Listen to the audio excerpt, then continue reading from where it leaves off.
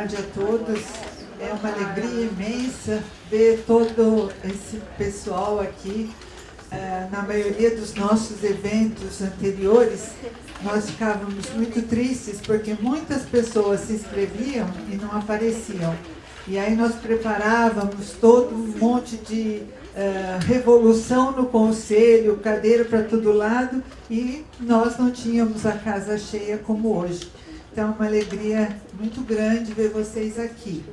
E depois do César, eu acho que assim, muita coisa que eu coloquei aqui, eu acho que vai ser um pouco repetido, mas enfim, eu acho que a gente vai tentar passar para vocês um pouquinho, né, dessa nossa preocupação com o idoso. Eu estou me sentindo aí dentro desses, todos esses slides. Falta muito. Tá bom, vamos lá. Então, eu vou falar um pouquinho, fazer uma introdução rapidinha, falar sobre definição de idoso, que já foi falado bastante rapidamente, necessidades de micronutrientes, vou falar um pouquinho do trabalho também orientada sobre selênio e declínio cognitivo e algumas conclusões, né? Então, todo mundo já falou, mas quando a gente fala em envelhecimento, nós estamos querendo chamar a atenção para um declínio progressivo das funções fisiológicas em decorrência de acúmulo de substâncias que vão danificando nossas células e vão sendo, de alguma forma, mudando o nosso estado de saúde, passando para um estado de maior problemas em relação a doenças. Então, nós temos um aumento da suscetibilidade e maior vulnerabilidade para as doenças. Bom, existem várias teorias para envelhecimento. Nós não vamos discutir aqui, mas só para vocês terem uma ideia, no campo da genética têm sido feitos vários estudos relacionando a nossa genética e o efeito que ela tem nesse envelhecimento. No campo da bioquímica, pela teoria dos radicais livres, e na própria teoria da evolução, ou seja, que a partir dos anos ganhos, nós vamos alterando o nosso organismo e nós vamos tendo, assim, o nosso processo de envelhecimento. Hoje se acredita que a gente possa viver até os 120 anos, né? Existem relatos disso. Depende da nossa nutrição, né? E depende da nossa capacidade de se adaptar ao meio em que a gente vive. Então, quais são as causas, né, desse aumento da população idosa? Recentemente, essa semana, eu estive em Brasília num evento sobre águas, né?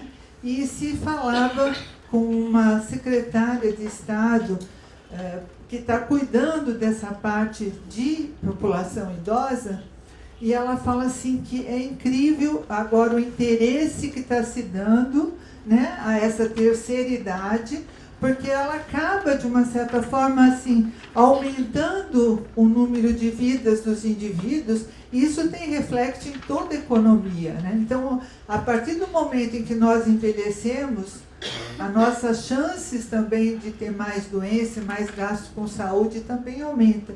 Então, a preocupação e a importância do nutricionista nesse contexto. Inclusive, nós estávamos discutindo, né, do próprio CRN3 está ajudando a fazer projetos, né, que obriguem a ter nutricionistas em todos esses locais em que se pensa em tratamento de idosos. E isso a gente está lutando bastante e nós vamos conseguir, se Deus quiser. Então, o que contribui? Tanto a redução da natalidade, né, como a redução da mortalidade, e todo o desenvolvimento, as condições higiênicas e até os recursos médicos, né, que permitem que a gente viva mais. Quando a gente pensa no trato gastrointestinal, o que acontece com o passar dos anos, né? Nós vamos tendo alterações neuromusculares, neurodegenerativas do sistema nervoso entérico, ou seja, dos nossos sistemas gastrointestinais. E isso é agravado com a polifarmácia, porque normalmente as pessoas, depois de um certo número de anos, geralmente quem tem pressão alta, geralmente quem tem algum risco de doença cardiovascular, começa a tomar medicamentos de uso crônico muito cedo. Então, isso vai interferindo em todo esse sistema e isso é uma coisa que nós precisamos estar muito atentos. O César já falou, né, a boca seca, né, essa xerostomia. Então, isso daí pode alterar o paladar, dificultar a deglutição e a fala. A perda dos dentes. Isso daí é uma consequência que, hoje em dia, nós temos até recursos melhores, mas até poucos anos atrás, nós víamos os idosos com dificuldades imensas do ponto de vista de mastigação e, enfim, a escolha dos alimentos nessa condição era muito precária. E refluxo gastroesofágico e disfagia também são comuns nessa fase da vida. Alterações histológicas no intestino. Então, as nossas microvelocidades intestinais, onde os alimentos, os nutrientes são absorvidos, elas vão ficando mais achatadas e isso interfere na própria biodisponibilidade dos nutrientes. Menor secreção enzimática, redução da motilidade do trato gastrointestinal. Muitos idosos têm problemas de constipação, a importância, né, desse contato do nutricionista para saber se aquele paciente está com problema de constipação ou não. A própria depressão, o uso de medicamentos também interfere nesse aspecto. E a hipocloridria, ou seja, nós secretamos menos ácido clorídrico. E com isso, vocês se lembram que o ácido clorídrico é importante para a biodisponibilidade, principalmente de minerais. Além disso, para a própria absorção de vitamina B12, lembrem-se disso. Então, normalmente, o idoso tem essa baixa produção de ácido clorídrico e isso também pode levar aumento e crescimento bacteriano no intestino delgado e também ser um problema para esse idoso.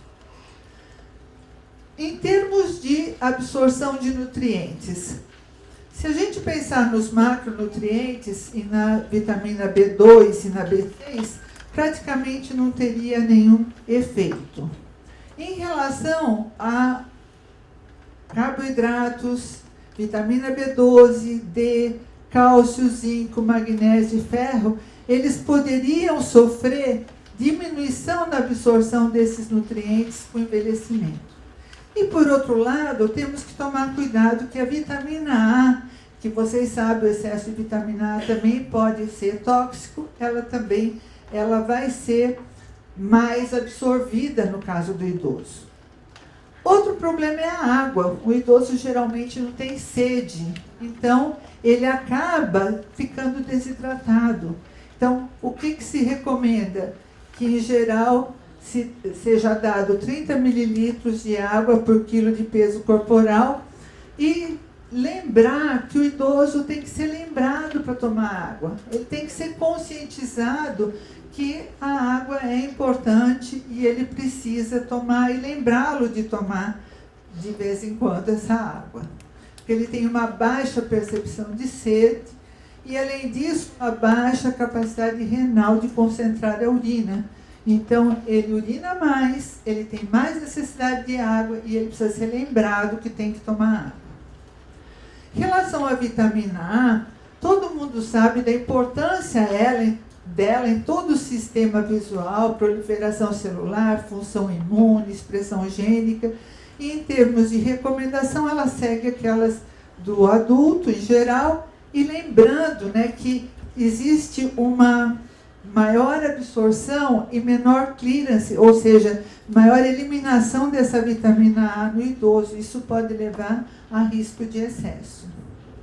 Em relação à vitamina D, hoje em dia se fala tanto em vitamina D, né? Quem for pegar a literatura vai ver que existem 1000 trabalhos falando da importância da vitamina D, falando que nós temos deficiência de vitamina D, E aí existe uma grande discussão entre os cientistas, né? A gente pensa assim, como que num país tropical como o nosso eu posso ter deficiência de vitamina D?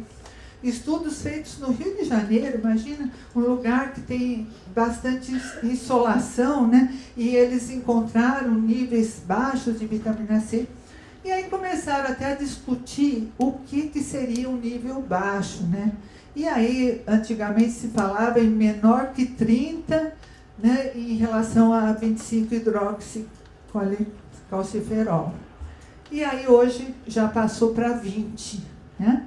De todo jeito, a vitamina D é super importante, todos nós sabemos da importância em relação à absorção do cálcio, em relação a todo o metabolismo, né? Ela atua tanto no sistema ósseo como no sistema nervoso central, sistema imune, mas em relação ao idoso, ele realmente tem maior necessidade, principalmente porque o idoso, ele está mais, muitas vezes ele não caminha muito que nem as outras pessoas, e talvez essa falta de vitamina D também seja pelo nosso estilo de vida atual, né? Que nós ficamos muitas vezes em escritórios, ficamos dentro de um ambiente mais restrito, né? Sem iluminação solar, mas assim, eu costumo dizer que nós ainda vamos ter muitos dados de pesquisa com relação à vitamina D.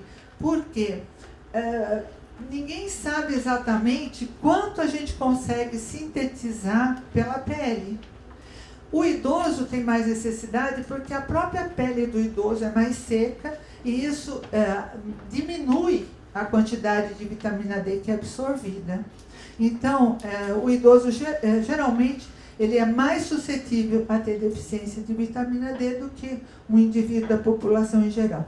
Mas, de qualquer forma, vocês ainda verão muitos trabalhos com vitamina D e de grande importância, porque ela tem enormes funções, até considerada como um hormônio mais que como uma vitamina.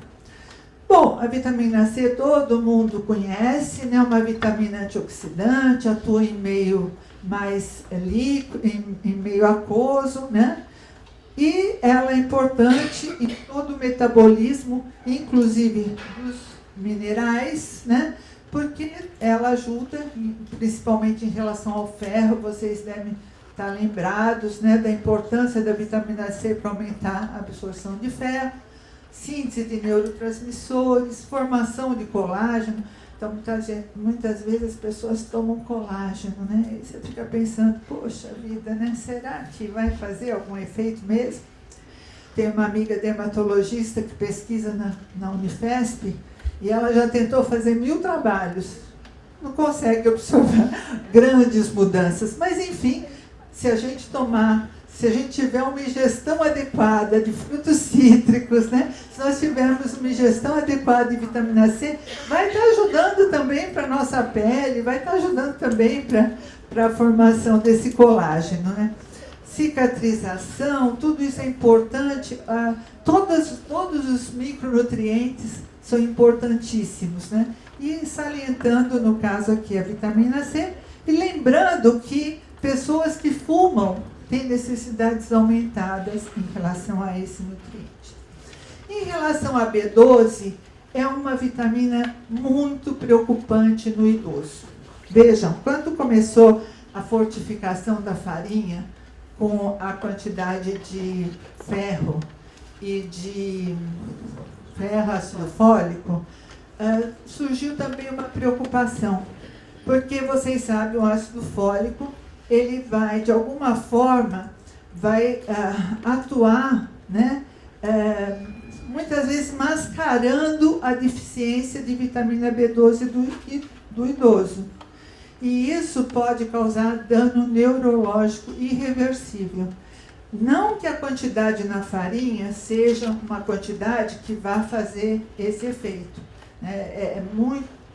Praticamente inexiste esse risco. Mas, sempre que vocês pensarem no idoso, pensem que ele pode ter deficiência de B12.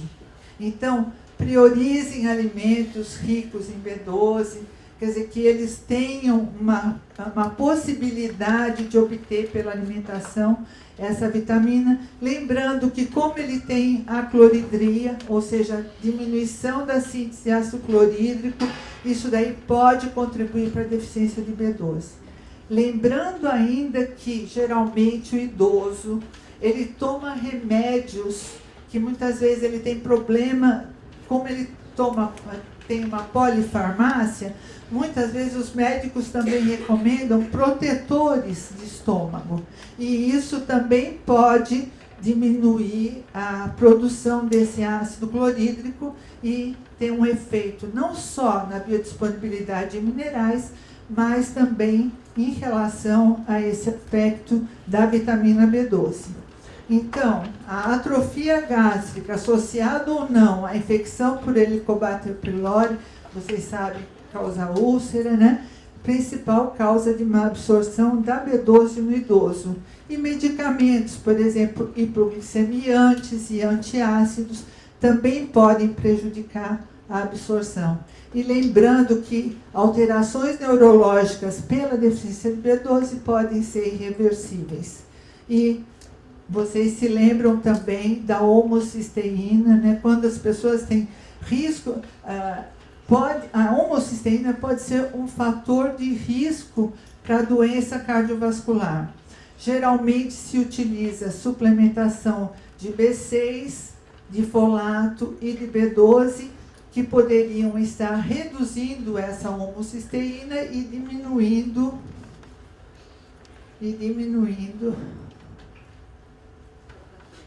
Não, tá certo. Tá certo.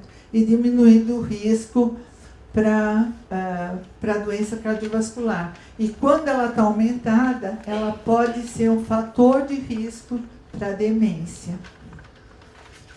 E as necessidades, no caso, são semelhantes para o adulto, mas lembrando desses aspectos voltados ao idoso que precisam ser considerados quando vocês estiverem na clínica trabalhando com esses indivíduos. Em relação ao folato, como eu falei também, pode também reduzir essa homocisteína.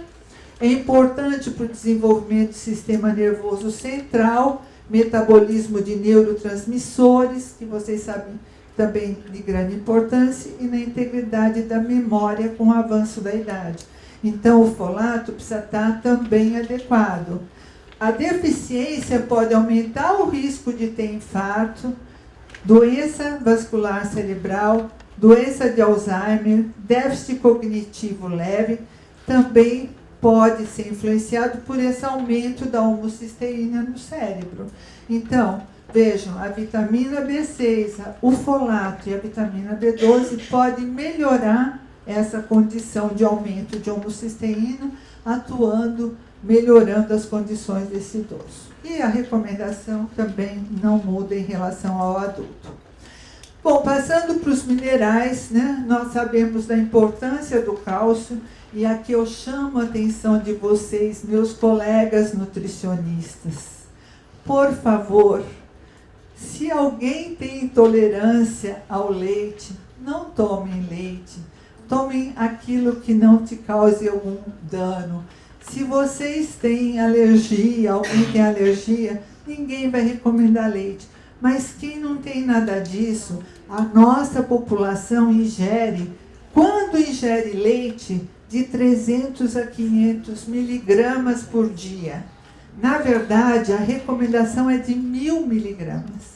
Então, se vocês não tiverem um consumo adequado de cálcio, não tiverem uma quantidade adequada de vitamina D para absorver esse cálcio, ter ossos saudáveis, consequentemente, quando vocês chegarem assim na minha idade, vocês vão ter osteoporose, tá? E aí, isso aí é muito sério, porque acaba que você tem maior risco, muitas vezes, até um movimento brusco, esse osso pode quebrar e você pode ter sérias consequências.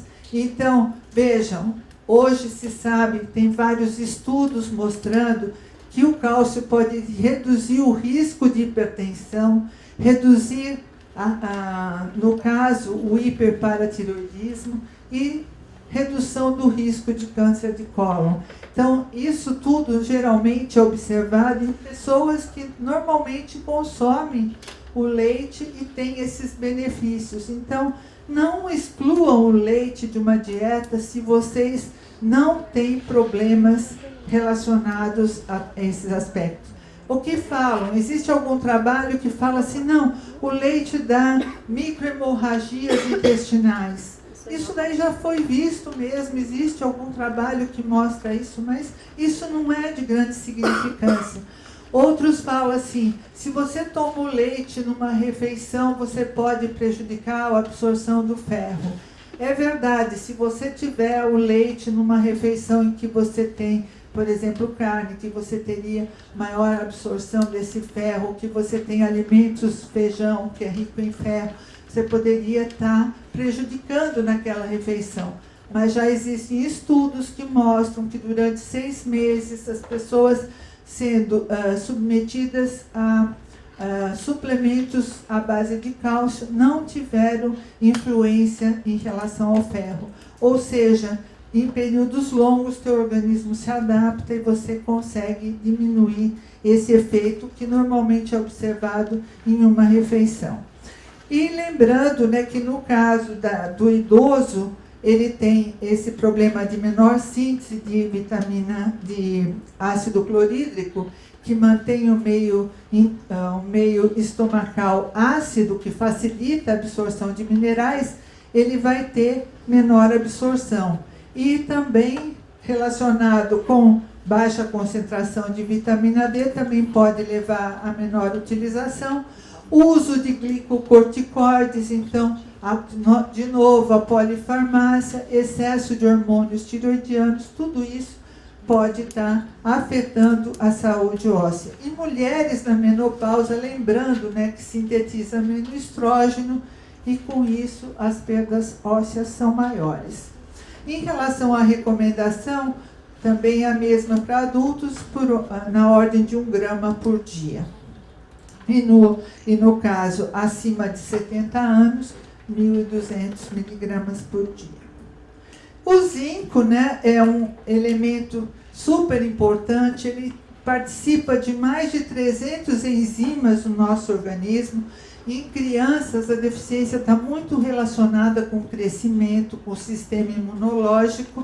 E no idoso, o que acontece? Ele vai aumentar a suscetibilidade dos idosos à infecção, contribuindo tanto com a morbidade como a mortalidade.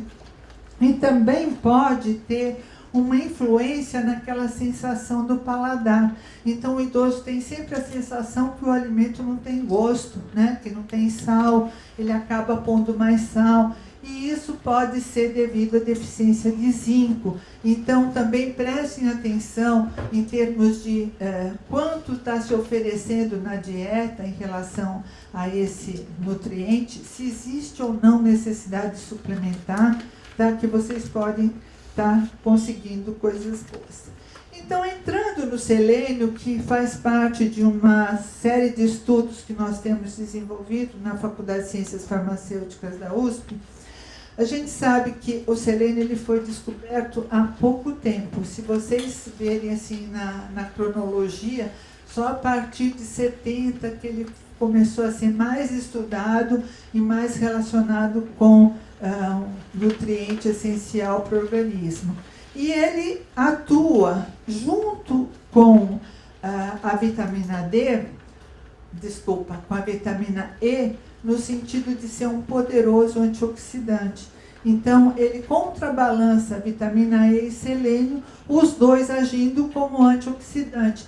Ele atua tanto na detoxificação de metais pesados. Então, o que significa isso? Por exemplo, em regiões como o norte, onde existe contaminação com mercúrio, o selênio pode ser um fator que proteja esses indivíduos dessa contaminação, porque ele se complexa com esse metal e vai ser eliminado. A mesma coisa também o zinco tem essa capacidade com alguns metais pesados. Também atua no metabolismo dos hormônios da tireoide. Então, por exemplo, para você transformar T4 em T3, que é o hormônio mais ativo da glândula tireoide, você precisa de uma deiodinase que é dependente de selênio. Mas, além disso, ele tem outras funções do organismo, tem sido relacionado também com redução do risco de doença vascular, redução de risco de câncer no sistema imune, mas principalmente no sistema antioxidante, participando de uma enzima, glutationa peroxidase, que é importantíssima para esse efeito.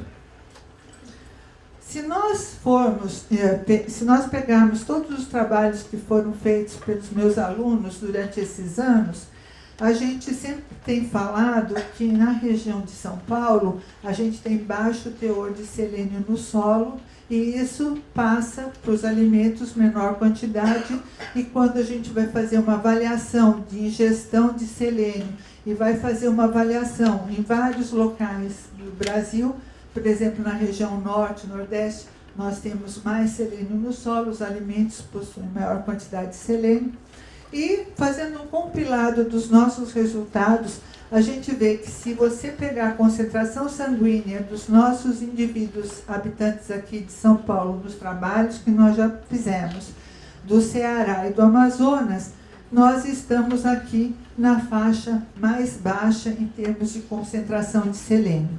Então, até um tempo atrás, nós falávamos assim, olha, como uma castanha do Pará ou castanha do Brasil por dia, porque assim nós garantimos uma quantidade adequada de selênio para o nosso organismo e vamos estar com as nossas condições antioxidantes melhores. Só que não é muito bem assim, eu vou falar mais um pouco. Então, a castanha do Brasil é uma fonte de selênio, tá? Nós fizemos uma avaliação durante vários períodos do ano, com castanhas vindo da mesma fazenda, e aí eu fico assim muito preocupada, primeiro, porque no Brasil tem pouca gente que trabalha com micronutrientes em pesquisa, ponto 1. Ponto 2, sempre que alguém vai trabalhar para avaliar quantidade de ingestão de selênio e que vai pegar uma tabela internacional, está tudo errado, porque não vale, tá? Se depende do solo, não tem condição de nós termos uma avaliação adequada. E isso eu falo para o selênio, mas existe para todos os outros micronutrientes. Nós precisamos de mais gente pesquisando, trabalhando e avaliando os alimentos regionais para saber a quantidade adequada de micronutrientes. Além disso, dependendo da época do ano, se chove mais, se chove menos, se existe no solo uma quantidade adequada, se é fertilizado ou não, a quantidade de micronutrientes nos alimentos varia muito. Até o próprio clima da região interfere em termos de vitaminas e minerais. Então, nenhuma tabela vai te dar exatamente o valor exato, a não ser que você analise aquela dieta. De uma certa forma, nós obtivemos variação da mesma castanha, da mesma fazenda, proveniente da mesma fazenda, diferentes safras, essa variabilidade. Então, imagine que vocês pegam uma castanha que tenha 111 microgramas por grama. Uma noz tem por volta de 3 a 5 gramas. Então, vocês já estariam ultrapassando o limite máximo permitido para ingestão de selênio. Então, ultimamente eu tenho falado assim, coma uma vez por semana, ou coma meia, ou não coma muito, porque se for proveniente dessa castanha do Amazonas, que a gente trabalha com ela, então ela tem muito selênio e a gente precisa tomar uma certa precaução. Nós fizemos também análise na região de São Paulo, e nós vimos que aí a quantidade é menor, é por volta de 7 a 14 microgramas por grama. Está ótimo, porque a recomendação é de 55 microgramas por dia. Bom, então falando isso, eu pergunto assim, antes de entrar no selênio e voltado para declínio cognitivo, eu quis pôr alguns trabalhos com essa pergunta. Existe necessidade de suplementação com micronutrientes para idosos? E aí, então, tem esse simpósio que foi feito de interação droga-nutrientes, que eu recomendo que vocês leiam. Tem mais, até outro mais recente, mas vejam só. De uma certa forma, vocês precisam saber se aquele medicamento que seu idoso está consumindo, se ele interfere na absorção de algum nutriente. E se, principalmente, se for um medicamento que as pessoas consomem todos os dias durante anos. Isso daí pode ter interferente. Outra coisa, esse trabalho aqui falando sobre a anorexia no idoso. Então, fatores fisiológicos do envelhecimento associados à polifarmácia podem ser responsáveis pela anorexia. E isso aí pode ser um fator de risco para a desnutrição. Então, existe necessidade de cuidados nutricionais e eventual suplementação. Então, no caso desse paciente, se vocês sabem que esse medicamento interfere e se isso daí pode estar contribuindo para aquela situação de má nutrição, vocês precisam sim usar de suplementos. Esse daqui é suplementação e o estado de comprometimento cognitivo. Então, a suplementação de idosos necessita ser avaliada com cuidado, com ajustes para grupos específicos. Dependendo do estado nutricional anterior, as doses necessitam ser ajustadas, assim como o tempo adequado para a verificação do efeito. Por exemplo, se vocês vão dar um suplemento, se aquele idoso tiver um comprometimento renal, se ele tiver dificuldade de metabolização daquele medicamento ou daquele nutriente, isso daí precisa ser avaliado. Por exemplo, suplementação de ferro, zinco e cobre para idosos deve ser feito com cautela, porque existe dificuldade de se estabelecer deficiência ou excesso. Não existe padrão ouro, biomarcador ouro, para você saber se está adequado ou não. Então, nós precisamos estudar mais biomarcadores. Esse outro estudo que foi feito com 37.193 mulheres acima de 45 anos, eles, por 16 anos, eles não encontraram diferença significativa com esse suplemento mineral vitamínico. Aqui, suplementação de selênio e câncer de próstata. Veja, os autores chamam atenção para a suplementação de selênio acima de 140 microgramas após diagnóstico de câncer de próstata, porque poderia aumentar o risco de mortalidade. Esse outro trabalho, associação entre ingestão de magnésio, potássio e cálcio e risco de infarto, né? Eles fazem associação inversa entre maior consumo de magnésio, potássio, cálcio e doença vascular. E esses valores aqui estão associados com a dieta do estilo mediterrâneo, ou seja, seria um efeito protetor. Eu vou passar rápido para não atrasar. A suplementação com micronutrientes, nesse caso, mostrou melhorar a neuropatia diabética. Então, se for um paciente diabético, poderia ter alguma melhora. 24 anos de segmento nesse estudo observou que a maior ingestão de cálcio, da ordem de 2.000 miligramas por dia, poderia ter efeito na piora do câncer de próstata, com período de latência de 12 a 16 anos. Então, o que eles falam? Que eles concluem que o excesso de fósforo promoveria o maior risco, né? Então, geralmente os suplementos de cálcio estão ligados também ao fósforo e também tomar cuidado. E aqui, a suplementação e risco de trombose venosa. Nesse estudo, a suplementação de vitaminas diminuiu em 37% os eventos pesquisados. Mas quando eles foram comparados com ajustes estatísticos, eles acharam que não houve diferença.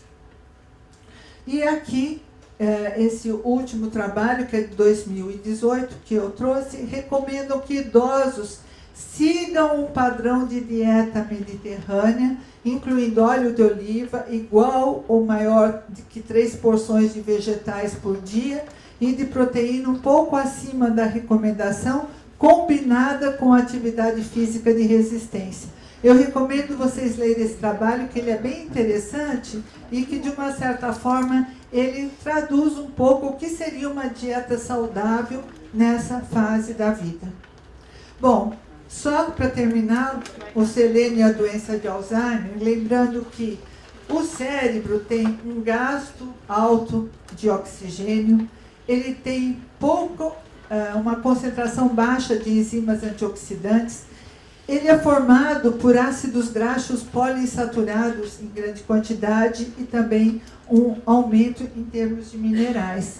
E se nós temos uma depleção de antioxidantes, isso daí pode levar à perda de neurônios, afetando a memória e o aprendizado. E quando nós pensamos no selênio, o cérebro tem prioridade na captação e retenção de selênio. Ele tem o papel antioxidante, como a gente falou, e a selenoproteína P é que faz todo o transporte desse selênio. Ele detoxifica os radicais livres e xenobióticos e é o principal transportador de selênio para os neurônios, essa selenoproteína P. Esse trabalho, então, foi feito pelo nosso aluno. Nós começamos a trabalhar com doença de Alzheimer em 2009 e nós avaliamos pacientes com doença de Alzheimer e nós vimos que quando a gente foi ver o selênio deles, mesmo o grupo controle estando baixo, porque eles são residentes aqui em São Paulo, os pacientes com doença de Alzheimer tinham valores ainda bem mais baixos. E aí nós fomos ver também pacientes com declínio cognitivo leve e normais. E o que a gente observou foi isso. Aqui o grupo controle, o declínio cognitivo leve, que ainda não foi muito diferente, mas os pacientes com Alzheimer tinham valores bem mais baixos. Aqui no eritrócito, então vocês vejam que os controles estavam melhores. Aqui já começou a diminuir com declínio cognitivo leve e bem mais baixo nos doentes com doença de Alzheimer. Então, nós fomos ver o efeito da suplementação da castanha do Brasil nesses indivíduos e esse trabalho ganhou o prêmio Jovem Cientista do CNPq de 2016 e nós vimos, então nós pegamos indivíduos idosos com comprometimento cognitivo leve, nós suplementamos com uma noz de castanha do Brasil por dia durante 6 meses, que dava um total de 280 microgramas de selênio por dia a mais. Eles tinham por volta de 77,7 anos. Eles tiveram melhora em todos os parâmetros relacionados a estado nutricional com relação ao selênio. E em relação ao dano cognitivo, eles tiveram melhora significativa, não só do estado nutricional e da atividade enzimática, também melhora da função cognitiva no quesito fluência verbal e praxis construcional. E a conclusão, então, que nós podemos tirar de tudo isso, antes de eu passar nas conclusões, que eu já termino, eu queria dizer para vocês por que eu falo de não consumirem tanta castanha do Brasil. Porque, recentemente, eu tenho 2 alunas finalizando o doutorado em que nós que nós suplementamos mulheres obesas com uma noz de castanha do Brasil por dia, com intenção de ver nível de inflamação. E pesquisamos vários parâmetros, bem assim, como é que eu vou dizer, com uma tecnologia bastante avançada, né, de microRNAs, e a gente observou que nas pacientes que consumiram a castanha, houve um aumento, não tão significativo, mas houve um aumento da inflamação. Então, o que a gente considera? Primeiro, nós partimos do pressuposto que essas mulheres tinham baixa ingestão de selênio, porque todos os outros trabalhos nos mostravam isso. Só que hoje, na época atual, todos nós estamos submetidos a uma grande variedade de alimentos que vem de todas as regiões do Brasil, né? Então, o que acontece? Uma tapioca lá do Ceará está vendendo na feira na esquina da minha casa e as pessoas estão consumindo, né?